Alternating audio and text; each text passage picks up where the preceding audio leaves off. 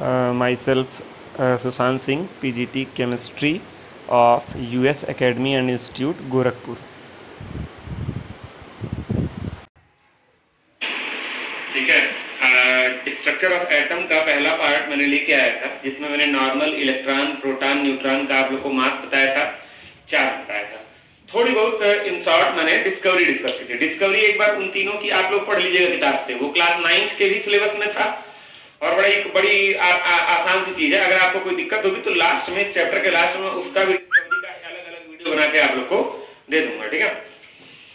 अब देखिए आज का जो टॉपिक है, मैंने बोला था नील्स बोर पढ़ाने के लिए, लेकिन नील्स बोर एटॉमिक मॉडल पढ़ाने के लिए, ठीक है, आपको थोड़ा बहुत रेडिएशंस के बारे में नॉलेज होनी चाहिए। नील्स बोर ने स्पेक्ट्रम वगैरह की बहुत ज्यादा बात की थी, ठीक है, तो उसके बारे में बहुत अच्छे से जानने के लिए थोड़ा आपको रेडिएशंस के बारे में नॉलेज होनी चाहिए। तो अभी मैं नील्स बोर नहीं पढ़ा रहा हूं, उसके पहले मैं कुछ चीजें आपको बताऊंगा, फिर धीरे धीरे नील्स बोर की ओर बढ़ूंगा।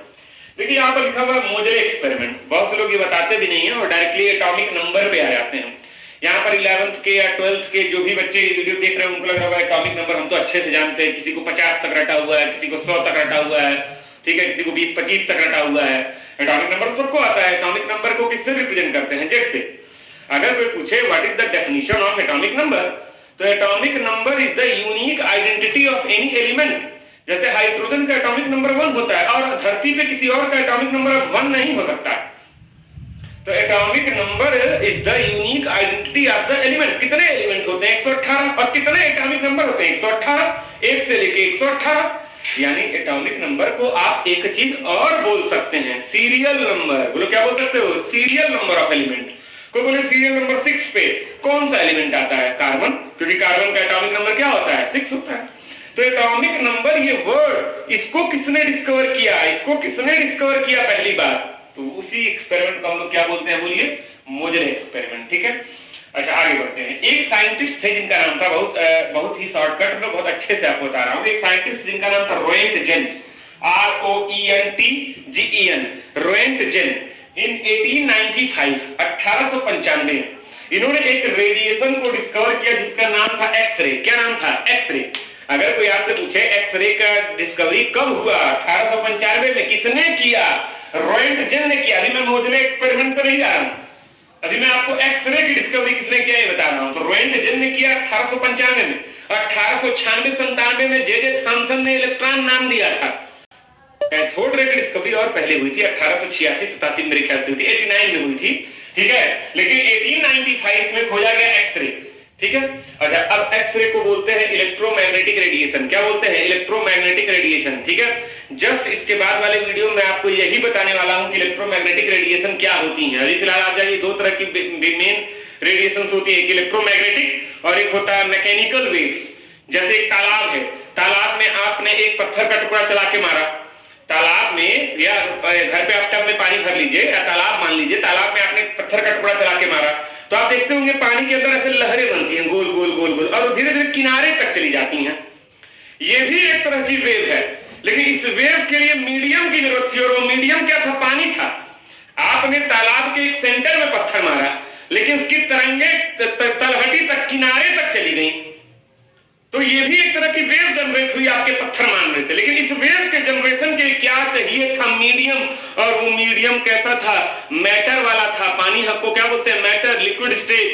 मटेरियल मीडियम की जरूरत पड़ती है। देन अगर किसी वेव को प्रोपगेट होने के लिए मटेरियल मीडियम की जरूरत पड़ती है, then that is called mechanical wave. Mechanical wave. और अगर किसी मटेरियल मीडियम की जरूरत ना पड़े, then that is called electromagnetic radiation.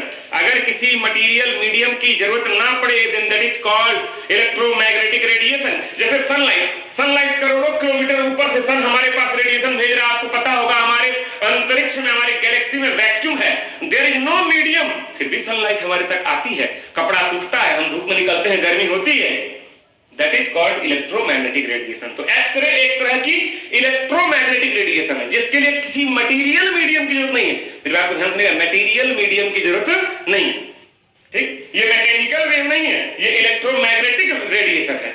अच्छा आगे बढ़ते हैं। एक्सरे का जो वेवलेंथ होता है बहुत कम होता है, 0.1 से लेके 20 एंगस्ट्रॉम। ए पर 0 लगा है, इसको बोलते हैं angstrom. 1 angstrom is equal to होता है 10 टू द पावर -10 मीटर। एक एंगस्ट्रॉम बराबर होता है 10 टू द पावर -10 मीटर। आप मीटर में कन्वर्ट करना चाहे तो कर सकते हैं। तो एंगस्ट्रॉम वेवलेंथ ये बहुत कम है। अच्छा, एक फार्मूला मैं भी आप लोग को आने वाली वीडियोस में बताऊंगा, प्लैंक्स क्वांटम थ्योरी। ठीक है, आप पढ़े होंगे, एनर्जी का एक फार्मूला होता है। नहीं पढ़े हैं तो कोई बात नहीं, मैं आपको पढ़ाऊंगा अगले वीडियो में। प्लैंक्स क्वांटम थ्योरी पे नहीं आया, इसी चैप्टर में है।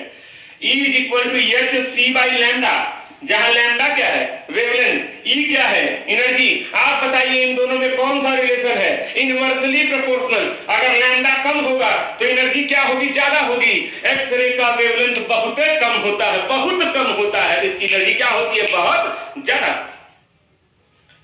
तो एक्सरे की डिस्कवरी रोएंटजेन ने किया 1895 में। ये मैकेनिकल वेव नहीं है, ये इलेक्ट्रोमैग्नेटिक रेडिएशन है। ये टॉपिक एक्चुअली फिजिक्स का है, बहुत ज्यादा फिजिक्स में आप लोग चाहे चैप्टर भी है तमाम तरह के रेडिएशंस के ऊपर, लेकिन फिर भी थोड़ा बहुत मैं आपको बता रहा हूं। ठीक है, आगे बढ़ते हैं। अब दिमाग में आता है कि एक्सरे की डिस्कवरी कैसे हुई। चलो इसको भी थोड़ा सा बता दे रहे हैं, कोई जरूरत नहीं थी, मैं डायरेक्ट आपसे बोलता ये ईयर याद कर लो, एक्सरे इलेक्ट्रोमैग्नेटिक रेडिएशन, वेवलेंथ ये, एनर्जी बहुत ज्यादा, काम खत्म। आगे बढ़ जाओ। जैसे आप लोगों ने इलेक्ट्रॉन की डिस्कवरी अगर पढ़े होंगे आप, ठीक है, तो इलेक्ट्रॉन की डिस्कवरी में ऐसे ही डायग्राम बनता है। जब हमने बहुत इस्पात किया तो कैथोड से क्या निकलती थी? देखिए, ये कैथोड है नेगेटिव, ये एनोड है पॉजिटिव। ये आपका जो मैंने ये बनाया हुआ है, ये चीज आपका मेटल है, मेटल पीस है, कोई मेटल पीस है, मेटल का टुकड़ा है, ठीक है, पीसीएस पीस है, मेटल पीस है। जब यहां से कैथोड रेडिएशन निकल गई, कैथोड मैंने कर्व लिया है, तो कर्व लेने की वजह से ये सारा का सारा एक सेंटर पे जाएगा रेडिएशन निकलकर। ये रेडिएशन जब मेटल के पीस से टकराएंगी, वेरी हाई एनर्जी, इन एक्सरे की एनर्जी देखिए लिखा हुआ है, यहां पे लिखा है कैथोड रे, ठीक है, cathode ray very high energy, जब इससे जाकर टकराएगी तो यहां से एक नई रेडिएशन निकलती है, और उसको मैंने दूसरी जगह पे कलेक्ट किया, और यहां पे आने पर ये डाइफेक्टेड, अलग अलग निकलने का मतलब डाइफेक्शन हो गया, ठीक है, उस रेडिएशन के अंदर। इसी को बोलते हैं एक्सरे बीम। तो जो रोएंटजेन ने 1895 में ये एक्सपेरिमेंट परफॉर्म किया था, कैथोड रे को एक मेटल पीस पर भेजा, और मेटल पीस से एक नई तरह की रेडिएशन निकली जिसकी एनर्जी बहुत ज्यादा थी और जिसका वेवलेंथ ये था। ठीक है, इस तरह से एक्सरे बीम की डिस्कवरी हुई। अब आते हैं हम लोग मोजले एक्सपेरिमेंट पे। बातें हम एक्सरे की बात क्यों करने लगे, ये बताने की जरूरत है कि मैं डायरेक्ट भी मोजले पे आ सकता था। मैं बोलता एक्सरे होता है, उसकी मदद से मोजले ने निकाल दिया एटॉमिक नंबर, लेकिन मैंने आपको एक्सरे बताया। ठीक है, अब आते हैं मोजले। देखिए लिखा हुआ है मोजले। मोजले 1912 1915 3 साल बेचारे बड़ी कड़ी मेहनत किए with the help of X ray. X ray की डिस्कवरी 1895 में हो गई थी, लगभग 20 साल बाद। 1912 से 1915 के बीच में एक्सरे स्पेक्ट्रम उन्होंने परफॉर्म किया डिफरेंट एलिमेंट्स पे। अब कई लोग कहेंगे सर 118 तरह के एलिमेंट है, उस समय थोड़ी ना 118 थे। 1912 से 1915 के बीच में 118 एलिमेंट थोड़ी थे। तो इन्होंने क्या किया था, डिफरेंट एलिमेंट, कितने element? 30 types of element, 38 types of element, 38 elements पर एक्सपेरिमेंट किया। कौन सा एक्सपेरिमेंट परफॉर्म किया? X ray spectrum. स्पेक्ट्रम एक वर्ड आ गया, यहां पर एक वर्ड आया इलेक्ट्रोमैग्नेटिक रेडिएशन, एक अलग वीडियो बनाऊंगा यही टाइटल के साथ। यहां पर एक वर्ड आया स्पेक्ट्रम, स्पेक्ट्रम को एक्सप्लेन करने के लिए एक अलग वीडियो बनाऊंगा यही टाइटल के साथ। अभी आप जानिए लाइट का स्प्लिट होना, लाइट का स्प्लिटिंग फिनोमेना इज कॉल्ड क्या? स्पेक्ट्रम। तो जब एक्सरे स्पेक्ट्रम परफॉर्म किया, डिफरेंट एलिमेंट 38 तरह के एलिमेंट पे परफॉर्म किया। कहां से कहां तक?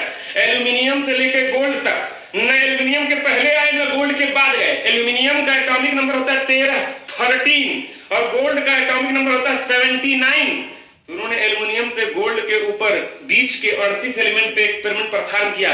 और जानते हो उनको क्या पता चला कि under root nu by 10 to the power 8। यहां न्यू जानते हो क्या है? फ्रीक्वेंसी है, फ्रीक्वेंसी ऑफ द रेडिएशन। ठीक है, यहां ए क्या है? कांस्टेंट है, बी क्या है? कांस्टेंट है, जेड क्या है? एटॉमिक नंबर है। जब मोजले ने 1912 से 1915 के बीच में एक्सरे स्पेक्ट्रम परफॉर्म किया 38 डिफरेंट तरह के एलिमेंट पे, तो रूट न्यू ऐसे लिखते हैं, NU नहीं, मैंने कहीं पे NUU भी बता दिया है, NU लिखते हैं। ठीक है, तो nu by 10 to the power 8 ये जो चीज थी that is directly proportional to atomic mass. Atomic mass यहाँ लिखे हैं एटॉमिक नंबर जेड और यहाँ बता रहे हैं एटॉमिक मास। अरे भाई मोजले जब एक्सपेरिमेंट कर रहे थे तब उनको पता ही नहीं था कि एटॉमिक नंबर नाम की भी कोई चीज होती है। वो तो एक्सपेरिमेंट करके ना पता लगाए कि एटॉमिक नंबर नाम की कोई चीज होती है। अच्छा बताइए 1912 में मोजले को पता क्या था? एटॉमिक मास पता था। क्या पता था? एटॉमिक मास पता था। उन्होंने एटॉमिक मास के डायरेक्टली पाया किसको? फ्रीक्वेंसी को। जब इसके और इसके बीच में ग्राफ प्लॉट किया तो डायरेक्टली प्रोपोर्शनल दोनों मिले। लेकिन वो एक्सपेरिमेंट करते रहे, कौन? मोजले। और मोजले एक चीज और ऑब्जर्व किए, जब उन्होंने एक्सपेरिमेंट किया तमाम एलिमेंट पे तो एक चीज उनका एटॉमिक मास पे तो डायरेक्टली है ही, साथ ही साथ ये जो फ्रीक्वेंसी है that is directly proportional to serial number. Point to be noted, serial number. अभी एटॉमिक नंबर नाम का कोई वर्ड उन्होंने नहीं यूज किया।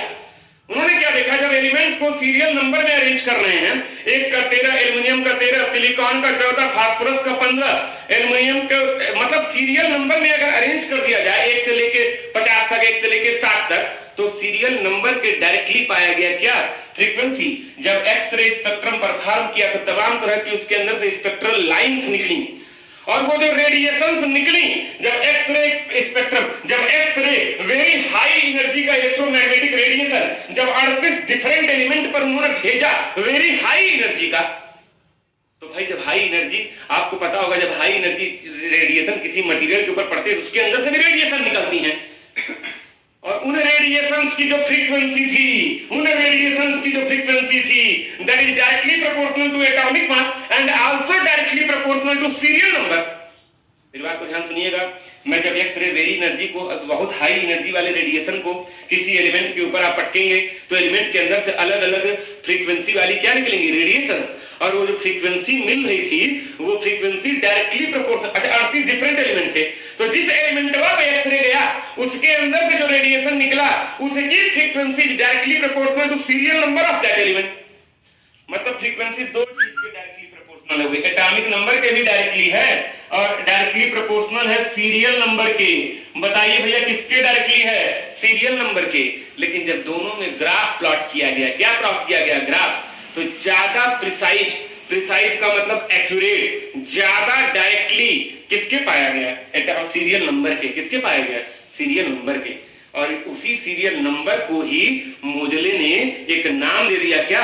Atomic number. क्या नाम दे दिया? Atomic number. मेरी बात को ध्यान सुनिएगा, nu is directly proportional to atomic mass, nu is directly proportional to serial number. दोनों में जो अलग अलग ग्राफ बनाया गया वैल्यूज के साथ, 38 एलिमेंट, ऐसे नहीं 3 साल बीत गया, बेचारे साल भर में 5-6 एलिमेंट पे एक्सपेरिमेंट कर पाते थे। जब वैल्यूज के साथ ग्राफ बनाया गया तो ज्यादा डायरेक्टली किसके पाया गया? सीरियल नंबर के। और उसी सीरियल नंबर को मोजले ने एक यूनिक नाम दिया, क्या? Atomic number. एटम का एक्चुअल सीरियल नंबर भी उसका क्या है? Atomic number. ठीक, चलिए अब देखिए ग्राफ में ये पूरा आप नोट कर लेंगे। कोई आपसे पूछे मोजले ने क्या किया था? एक्सरे स्पेक्ट्रम परफॉर्म किया था। कोई पूछे किस चीज पर परफॉर्म किया था तो आप बोलेंगे 38 डिफरेंट एलिमेंट्स पर। कोई पूछे जब एलिमेंट पे एक्सरे भेजे तो क्या निकला तो आप बोलेंगे डिफरेंट फ्रीक्वेंसी वाले रेडिएशंस। अच्छा उस फ्रीक्वेंसी और एटॉमिक मास में रेडिएशन निकाला गया तो क्या पाया गया? डायरेक्टली। उस फ्रीक्वेंसी और सीरियल नंबर में रेडिएशन निकाला गया तो क्या पाया गया? डायरेक्टली। एटॉमिक मास पहले ही डिस्कवर हो चुका था और सीरियल नंबर को ही एटॉमिक नंबर नाम देके बाद में डिस्कवर कर दिया गया। और ये किसने किया? मोजले ने। क्यों? रोएंट जिनका नाम लिया, क्योंकि यही एक्सरे दिए थे और एक्सरे की मदद से ही क्या खोजा गया? Atomic number. अच्छा, जैसे ये चीज बहुत ध्यान दीजिएगा, बहुत लोग ये पढ़ाते भी नहीं है, कोई बहुत जरूरी भी नहीं है, आप डायरेक्ट एटॉमिक नंबर से ही आगे बढ़ सकते हैं। ठीक है, अब देखिए ग्राफ जैसे आप बनाएंगे, अगर यहाँ पर रूट न्यू बाई 10⁸ ले लें, यहाँ एटॉमिक मास ले लें तो ग्राफ ऐसे बन रहा था। ऐसे है, डायरेक्टली है, दोनों डायरेक्टली है। एक एलिमेंट यहाँ, एक यहाँ, एक यहाँ, एक यहाँ, एक यहाँ, एक यहाँ, एक यहाँ, एक, मतलब डायरेक्टली से थोड़ा देखिए डेविएट कर रहा है, थोड़ा थोड़ा देखिए। एलिमेंट है, डॉट डॉट डॉट का मतलब एलिमेंट। लेकिन जब आप ऐसे बनाएंगे रूट न्यू बाई 10⁸ और एटॉमिक नंबर में, किसमें? सीरियल नंबर, वही एटॉमिक नंबर जेड में, तो ग्राफ ऐसे मिला। सारे एलिमेंट उसी लाइन पर लाई कर रहे थे, मतलब एग्जैक्टली डायरेक्टली प्रोपोर्शनल। ठीक है, यही रीजन है कि एटॉमिक नंबर बढ़ने के साथ साथ एटॉमिक मास भी बढ़ता है। ठीक है, तो ये चीज ध्यान रखिएगा। चलिए,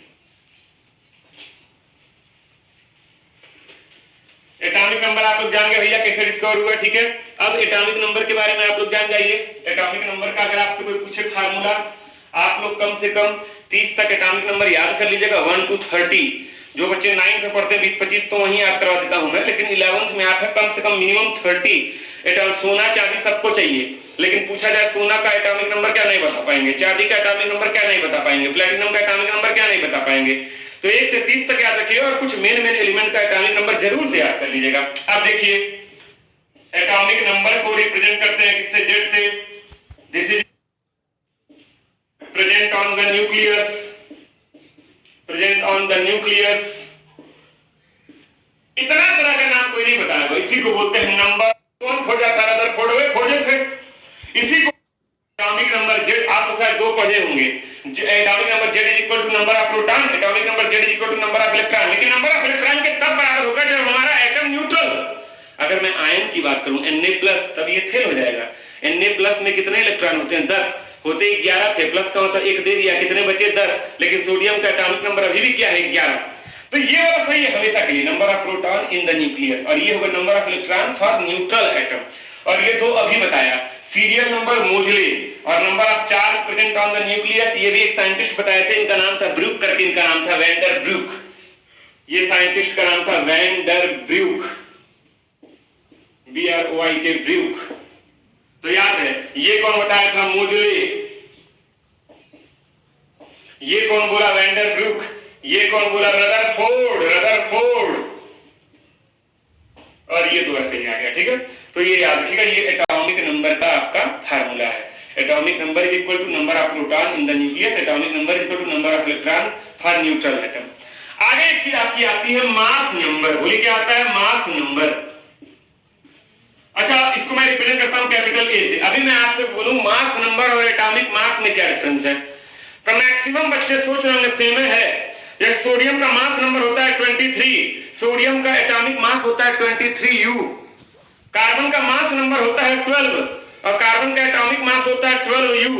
एटॉमिक मास की यूनिट होती है और मास नंबर की कोई यूनिट नहीं होती है, वो एक नंबर होता है।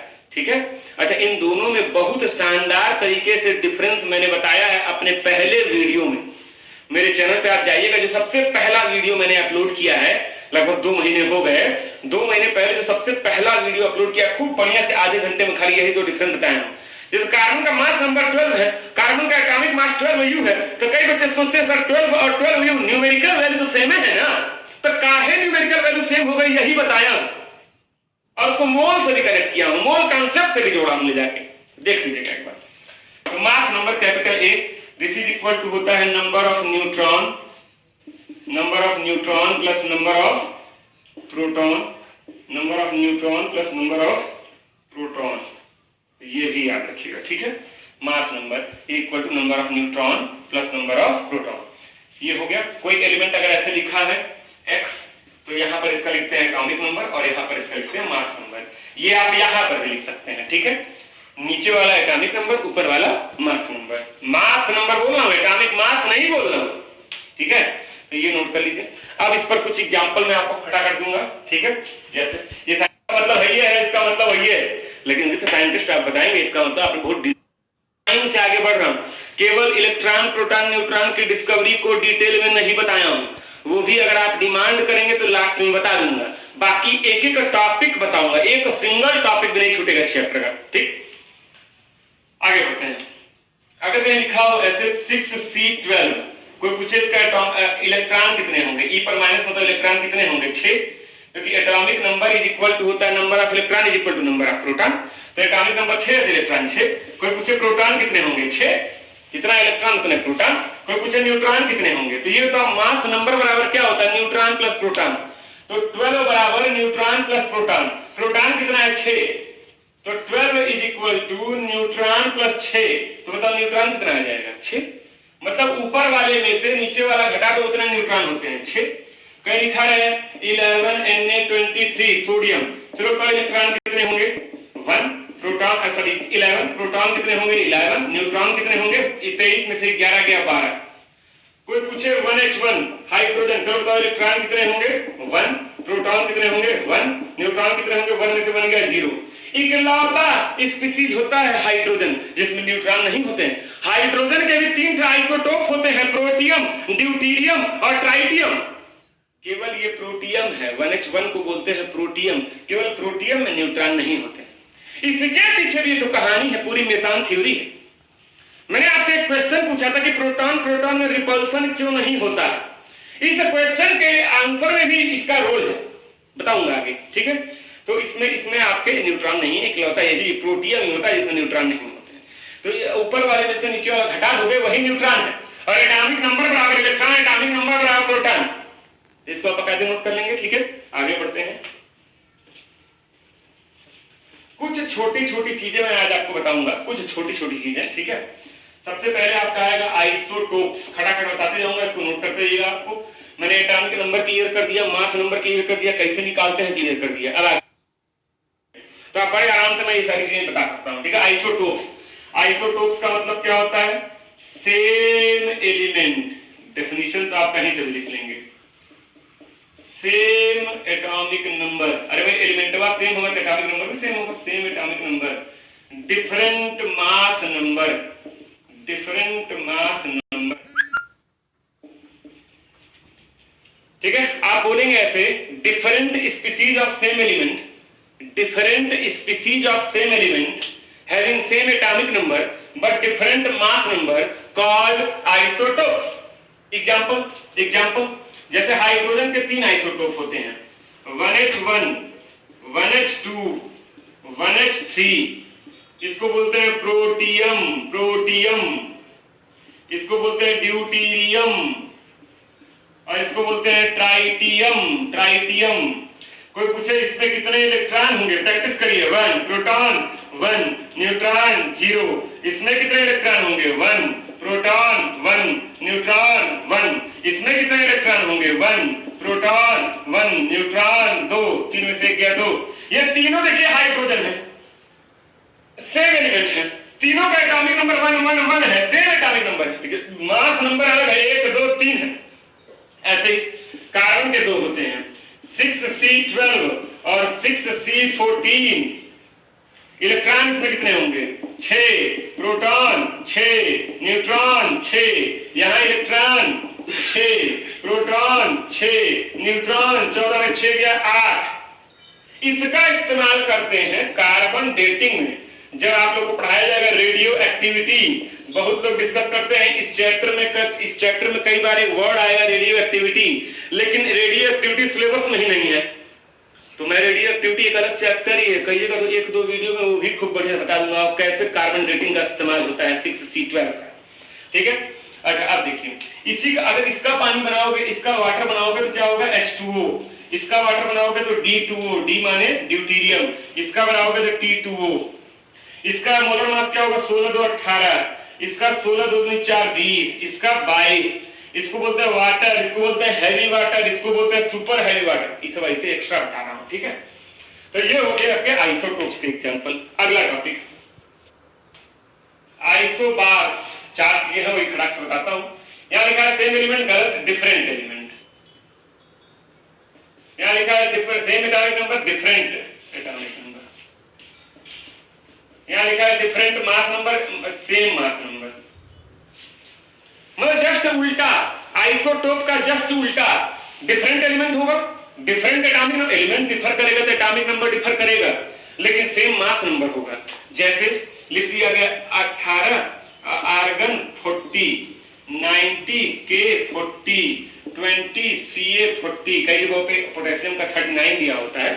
तो ये तीनों का एटॉमिक नंबर लिखिए 18 19 20। एलिमेंट अलग है, आर्गन, पोटेशियम, कैल्शियम, लेकिन देखिए मास नंबर सेम है 40 40 40। तो ये क्या हो गए आइसोबार्स हो गए। तीसरा आइसोटोन्स। इसमें खाली एक चीज याद रखना है, सेम नंबर ऑफ न्यूट्रॉन। बोलो बोलो, same number of neutrons. Neutron की संख्या सेम हो, जैसे 7n15 और 8o16। Different element, different atomic number, different mass number, atomic number 7 से 8, एलिमेंट नाइट्रोजन से oxygen, atomic number mass number 15 16, लेकिन इसमें कितने न्यूट्रॉन है? 15 में 7 गया 8। इसमें कितने न्यूट्रॉन? 16 में से 8 गया 8। न्यूट्रॉन की संख्या सेम है, तो ये दोनों एक दूसरे के क्या हो गए? आइसोटोन्स हो गए। क्या हो गए? आइसोटोन्स। अगला लास्ट टॉपिक आपका, 4 चीजें हैं टोटल। आइसो इलेक्ट्रॉनिक, यहां देखो क्या लिख रहा हूं, different element, point to be noted, different element but same number of electron. कई लोग बेहोश। अब एलिमेंटवा डिफरेंट होगा, लेकिन इलेक्ट्रॉनवा सेम होगा। ये तभी संभव है जब वो आयन हो। क्या हो? आयन। अच्छा, हम जब आइसोटोप पढ़ा रहे थे तो वहां लिखे थे सेम एलिमेंट और same electron, same element same electron. यहां क्या बोला? Different element different electron. जैसे मैंने लिख दिया नाइट्रोजन पर -3, चलो तो नाइट्रोजन का एटॉमिक नंबर क्या होता है? 7, 7 इलेक्ट्रॉन और 3 तो ले लिया, माइनस का मतलब ले लिया, 7 3 10 इलेक्ट्रॉन। मैंने लिख दिया ऑक्सीजन पर -2, 8 होते हैं, एटॉमिक नंबर 2 ले लिया, 10 इलेक्ट्रॉन। मैंने लिख दिया फ्लोरीन पे -1, 9, एटॉमिक नंबर 1 ले लिया, 10 इलेक्ट्रॉन। मैंने लिख दिया नियॉन का एटॉमिक नंबर 10 होता है, न्यूट्रल है, 10 इलेक्ट्रॉन। मैंने लिख दिया Na+, सोडियम का 11 होता है, 1 दे दिया, 10 इलेक्ट्रॉन। मैंने लिख दिया Mg+2, Mg का 12 होता है, 2 दे दिया, 10 इलेक्ट्रॉन। मैंने लिख दिया Al+3, Al का 13 होता है, 3 दे दिया, 10 इलेक्ट्रॉन। ये देखिए सब के सब अलग अलग है, सबका एटॉमिक नंबर अलग अलग है, डिफरेंट एलिमेंट है। सब देखिए डिफरेंट एलिमेंट है, एटॉमिक नंबर भी अलग अलग है, लेकिन सब में इलेक्ट्रॉनों की संख्या क्या है? सेम है। तो ऐसे इस चीज को, इन सब को एक दूसरे का क्या बोलेंगे? आइसो इलेक्ट्रॉनिक बोलेंगे। मैंने आज आपको रोएंटजेन ने खोजा, एक्सरे बताया। फिर मैंने आपको बताया एक्सरे की मदद से मोजले ने खोजा एटॉमिक नंबर, डिफरेंस बताया गया है। फिर मैंने आपको इलेक्ट्रॉन, प्रोटॉन, न्यूट्रॉन जस्ट अगला वीडियो भी अभी मैं आज ही बनाऊंगा, दूसरा वीडियो जिसमें इलेक्ट्रोमैग्नेटिक रेडिएशन और प्लैंक्स क्वांटम थ्योरी पढ़ाऊंगा। तीसरा वीडियो बनाऊंगा जिसमें black body radiation, photo electric effect बताऊंगा। चौथे में स्पेक्ट्रम बताऊंगा। फिर मैं आऊंगा नील्स बोर पे। तो नील्स बोर के पहले इतना चीज डिटेल में जानना जरूरी है। अभी मैं रदरफोर्ड पढ़ाया हूं, रदरफोर्ड के बाद ये चल रहा हूं, फिर मैं नील्स बोर पे आऊंगा, ठीक है।